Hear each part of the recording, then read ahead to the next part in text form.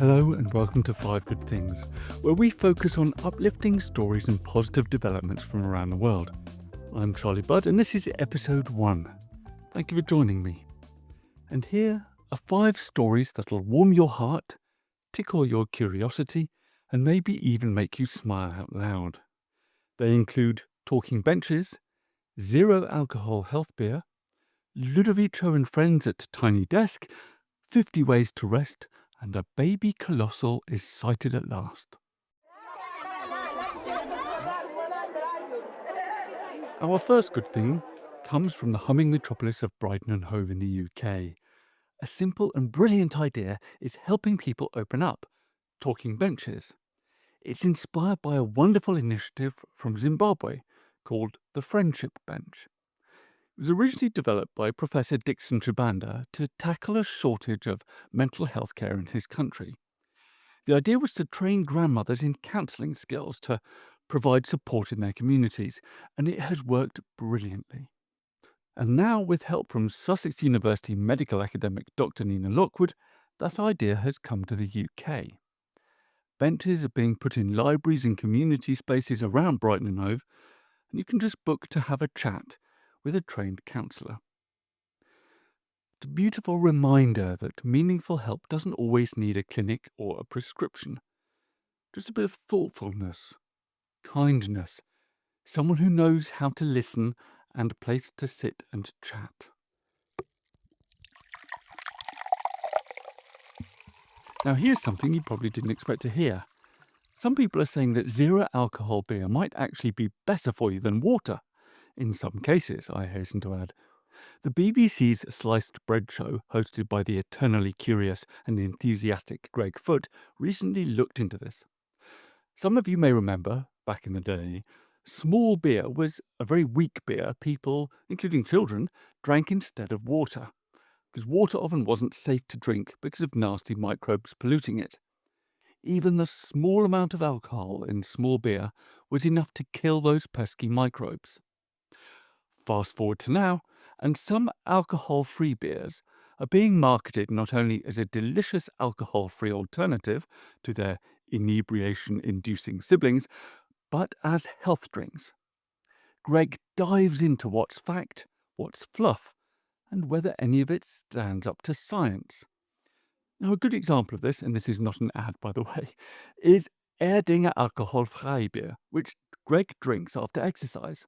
It's got about 18 grams of sugar in a bottle, so it acts a bit like an energy drink, but it also has the right balance of minerals for the human body, so it's also an isotonic drink. It even has about a quarter of the folic acid and vitamin B12 an adult needs in a day. I can also attest to its tastiness. I think it's one of the best alcohol-free beers there is. The best, I think, is Guinness 0.0, which is excellent, if you like Guinness. Our third story takes us into musical territory. If you're a fan of Ludovico Einaudi, the Italian pianist and composer known for his soulful cinematic music, you will love the performance he did for the Tiny Desk concert show for NPR Public Radio in the USA. It's casual, intimate, nicely filmed, and just one of those things that feels like a warm blanket for your ears. If you need a break from the noise of the world, pour yourself a tea, find a quiet spot, and look up Ludovico Einaudi's Tiny Desk concert. It's wonderful. Now this story is a personal favourite. 50 Ways to Rest by psychologist and author Nicola Jane Hobbs, who has written the following wonderful list of advice on her Instagram. Take a slow deep breath. Relax your shoulders, soften your jaw, turn your face towards the sun, sway your hips. Hug a loved one, hug yourself. Sigh, yawn, cry, bake, knit, read, dawdle, doodle, daydream, stretch. Give your feet a little massage. Have a hot shower. Savour the smell of the soap when you wash your hands. Chat to a neighbour. Wait for the green man. Turn off your phone, although not right now if you're listening on it. Put on your cosiest jumper. Take off your bra. Wear trousers with a loose waistband. Watch an episode of your favourite show. Wander slowly round the block. Look at the trees. Look at the clouds. Look at the moon. Stand barefoot on grass. Do one thing at a time. Eat leftovers for dinner. Go to bed early. Lie on the floor. Stop Googling things. Listen to the birds. Listen to the rain. Listen to the silence. Light a scented candle. Avoid work-related activities in non-work time. Connect with your values. Share what's in your heart.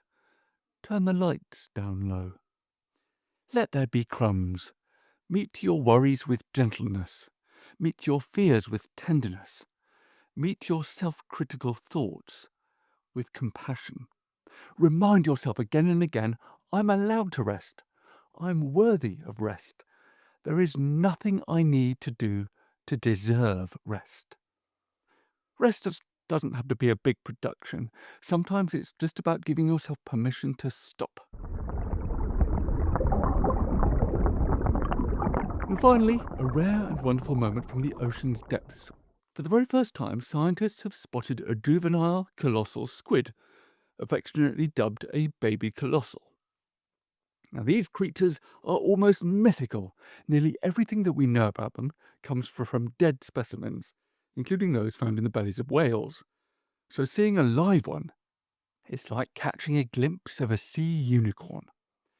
It's not just exciting for marine biologists, it's a reminder of how much mystery and magic still exists in our world, especially under the sea. And that's it for episode 1 of 5 Good Things. Thank you for listening. If you enjoyed the show, I'd love it if you subscribed and shared it with someone who could use a little good news in their day. I'm Charlie Budd from Chim Badger Media, and I'll be back soon with more stories to make you feel good about the world. Take care and keep looking out for those good things. This has been a SafeHouse Productions podcast.